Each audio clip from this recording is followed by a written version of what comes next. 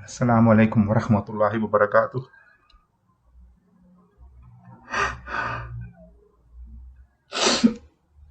Di ko akalain, kinuha ng Allah subhanahu wa ta'ala si Ustad Ahmad Javier.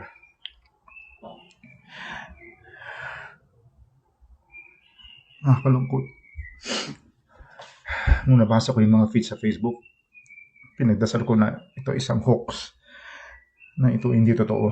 Ngunit napag-alaman ko na tunay ang balita.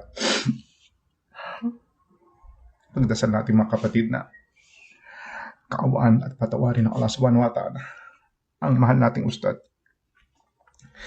Napatawarin siya ng Allah subhanahu wa ta'ala ng kanyang pagkakamali at siya ay biyayaan ng gusto sa kanyang mga gandang gawain.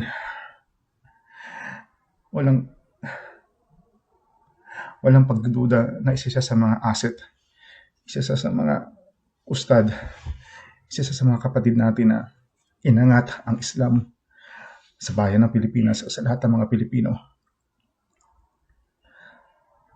Ano man ang pagkakamali niya, sana patawarin siya ng Allah subhanahu wa ta'ala at lahat ng kanyang mga magandang kabutihan ay kantimpalaan ng napakalaki ng Allah subhanahu wa ta'ala. Ito po ay napakalaking paalala sa ating mga kapatid na kahit anong oras, ano man ang ginagawa natin, sino man tayo sa mundong ito, tayo ay kukunin ng Allah subhanahu wa ta'ala. Huwag po nating kalimutan ipagdua si Ustad Ahmad Javier at ang kanyang pamilya. Nawa ay patatagin ng Allah subhanahu wa ta'ala ang kanyang pamilya, ang kanyang mga mahal sa buhay, at nawa ay biyahan sila ng Allah subhanahu wa ta'ala sa kanilang sabar, sa kanilang patitiis, sa ganitong malaking pagsubok. Amin. O Allah, pagandahin mo ang sitwasyon ng aming kapatid, aming mahal na kapatid na si Ustad Ahmad Javier sa kanyang kabar, sa kanyang libingan.